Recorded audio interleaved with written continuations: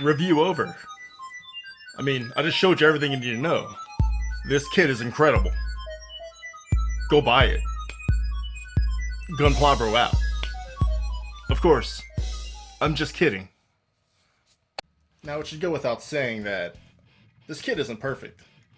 But you also have to take into account that this is the first kit from the company Sen-Ti-Nel. And they did a fantastic job. This kit is absolutely amazing. When I heard there was a Gurren Lagann kit coming out, I had to pre-order this thing, and I did it right away. It took months to come in, and I was dying to get my hands on it. And this is the result. Now, considering how new the kit is, and the relative inexperience of the people who designed it, I have to say that this thing is freaking incredible. It retailed for $50, which is quite pricey for a kit this size. It's not much bigger than a high-grade Gunpla. Here he is next to Cable Guy Banjo, Master Grade God Gundam, High Grade Oak Gundam, and the No Grade Evangelion Rebuild Unit 08, which is a piece of crap. This kit is not really anime accurate. It has this real robot style kind of redesign thing going on that I really dig. It feels heavy and, you know, like industrial. Like the lining, the panel lines and everything really pops out to me as something that was built in a factory, you know? Like it has this really nice hard edge to it, whereas the anime version really doesn't have that, you know? And I really like the pre-painted pieces that come with this kit. It's very cool. Absolutely wonderful. The color separation on those pieces really makes the kit pop. Has a really nice shelf presence because, you know, you look up close to the kit, you think, oh, well, that's just a sticker, but no, it's all pre-painted. There's also some unpainted parts you can get with this kit that you can use, for instance, Lagann's face here. So if you do want to paint the kit yourself, you have that option. This kit comes with a ton of runners. One thing I have to say is that the plastic of this kit is very hard. Like, I'm pretty sure my god hands are just fucked now. Like, very hard plastic. Much harder than the typical Bandai kit. You also get a lot more runners than the typical Bandai kit. The build was very weird. Very satisfying, but very different. One cool feature is you can pop off Gurren's glasses and get a real nice look at Gurren's eyes, which you don't really get a lot of shot of in the anime itself. This is also a great shot of those pre-painted pieces I was talking about. I don't like the shake test. I feel that on a Gunpla, especially one with polycaps, all it does is compromise the structural integrity of the kit, but this thing has no polycaps. This thing is solid as a rock. You could throw it at a wall with all your might, it probably wouldn't lose its pose. This kit is incredible. Look how vigorously I'm shaking this kit, and it's not losing its pose. Now, I want to talk about a few cons before we move on to the accessories portion of this review, because this kit has a few that really bug me. So here we go. The shoulder pieces here like to pop off really easily, and the side skirts like to pop off at the slightest touch. Not a fan. His arms don't bend inward enough and are flexible enough to do a proper Gynax pose, and, you know, this is just kind of those things you don't miss if you're a fan. The arm and leg joints are just a tad too tight. Like you see here, I'm trying to remove the ball socket to show you the arm joint. And the leg joint here, way too tight. Ridiculous. Let's talk about the elephant in the room. This fat ass sticker sheet. First of all, I don't like how they cover up a lot of the detail on this kit. Not good. There's a lot of cool details under here you can't see. There's a lot of nasty bumps, and they don't sit right in some places, and just the fact that they cover up detail alone just makes me hate these stickers. If you have the tools, paint this kit. The head has a very shallow connection to the neck and tends to pop off while you're trying to pose it. Obviously, it survives the shake test, but something to keep in mind. And that's enough complaining for now. This kit is great. And one nice thing about it is it comes with a buttload of accessories. We have the backpack, 2 big drills, 2 wrist drills, 4 pairs of expressive posing hands, and 2 sunglass boomerangs. Here's a montage of all the hands. You have the pointers here, some expressive open hands, the grabby hands for the boomerangs, and the punchy fist hands. Very nice. And here we have the sunglass boomerang sword things he uses to kill people. I have to say I'm not a fan of this color. It reminds me of root beer candy. You know, the kind of candy you get at your grandma's house in a little dish. You know, one of those situations. I'm not a fan of the color. They should be black. But I still think they're pretty cool. They look really cool when you pose with them and stuff. The only real gripe I have with them is the nub marks that I left behind, man. They are nasty. The plastic is a lot harder than usual, and that tends to cause problems, but all in all, very cool.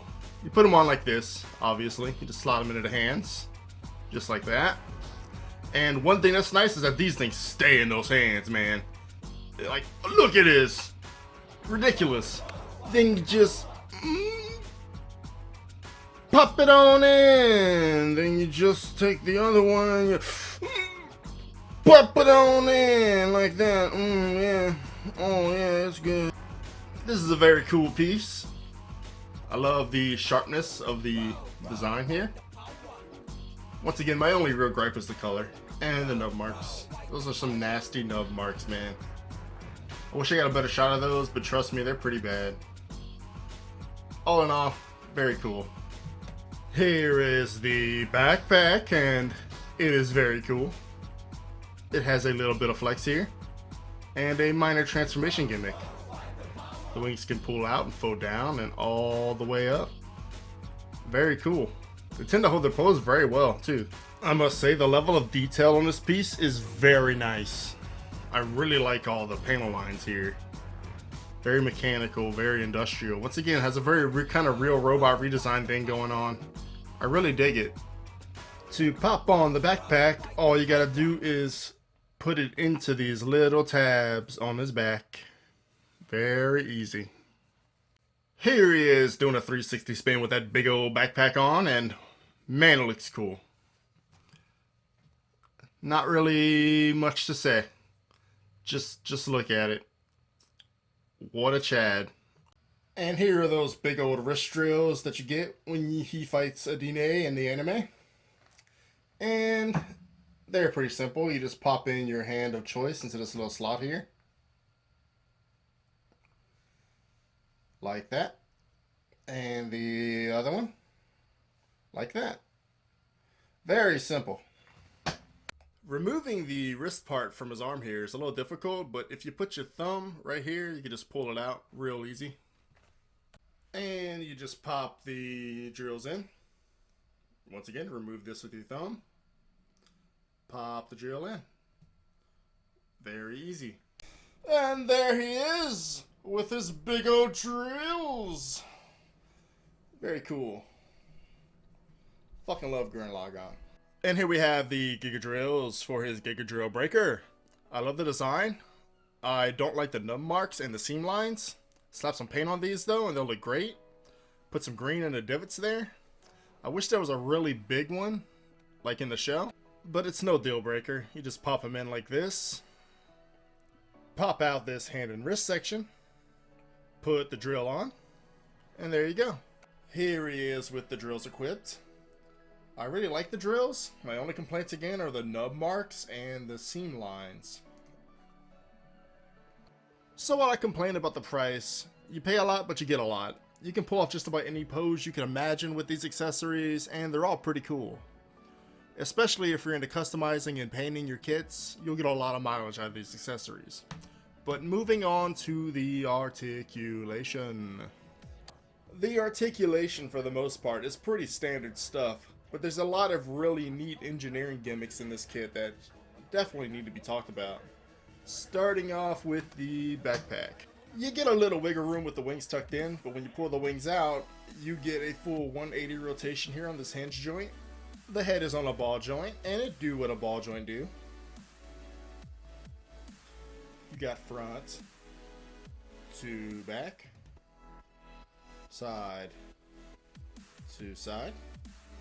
A very interesting chicken. And full rotation at the neck. The shoulder joint is so strange that it needs an entire part of the video to itself. There are these moving parts here, and the shoulder pauldron here can move around this ball joint, right? And it can move back to forward like this. And the entire shoulder joint itself is connected into this plastic piece by a ball joint. And it's just so strange. It is the strangest ball joint. This shoulder piece can move back to forward as well. It is just the weirdest, strangest, absolutely loony shoulder joint I've ever seen. I don't even know how to describe this thing. It's just the most bizarre piece of engineering I've seen so far. Like, the whole thing can move up and down where the shoulder pad clicks in, and it's just so strange. But you got full rotation here, and I don't even know how to describe it. I've never seen anything like this yet. I haven't been building Gunpla very long, but this is something totally unique. I'm just gonna let the video for this arm joint speak for itself as I play around with it. There's really nothing else like it. Moving on, we have full rotation at the bicep. A very nice flex with a really weird piece of engineering. The forearm folds in on itself with a really weird piece of engineering. Like, I've never quite seen a flex like this before in a Gunpla. Very cool. Look how freaking strange this looks. But as you can see, the elbow folds in on itself. I've never seen this before. Man, it is so strange. It's such a cool piece of engineering. But as you can see here, the elbow has a full rotation there. So you can get all kind of wacky arm movements out of this thing. It's very different. I really like this piece. His wrist joint is really tight. It's on a ball joint, but you can't really get much out of it. The bracer gets in the way, so you're not going to get much out of this wrist. But that's okay. The other hands kind of make up for it, you know? But all in all, the engineering of this arm is quite a piece. A running theme with the articulation is that the waist and torso are also really weird. There's like a double segmented waist with a big piece in the middle that makes up its mouth. And, you know, you get all kinds of weird ab crunches and really weird oblique crunches and all kinds of stuff with this mouth, man. It's really cool. This is probably my favorite part of the entire kit. The waist can bend to about there, and it gets stuck if you aren't careful, so watch out for that. The side skirts are on a ball joint. They pop off really easily, so be careful. Splits are possible, but they will knock off the side skirt. It's just how it be. You can kick all the way up to there without the side skirt. The leg bends down to here. It's double jointed. It's not too good. The foot can go up to there, down to there, side to side. There's a big old hole in the back. That is all mecha nuts. This is the Gurren Lagann kit I've wanted ever since I started building mecha model kits. I am so happy this kit exists. And if you want one for yourself, I highly recommend you can keep an eye out for it and you get it, because it's worth the money if you like Gurren Lagann. It doesn't offer much to someone who's not necessarily a fan of the series, like some other Bandai kits, you know? But if you like Gurren Lagann, definitely pick this kit up. Now, if you like the video, please leave a like. If you like my channel, please subscribe. I will always be dropping more and more content as the days and weeks and months go on. My goal right now is to hit 1,000 subscribers, so if you want a chance to win a perfect grade Zaku 2 and you haven't subscribed yet, please consider clicking that subscribe button and the bell. But until next time, ladies and gentlemen, the best is yet to come. Gunpla Bro out.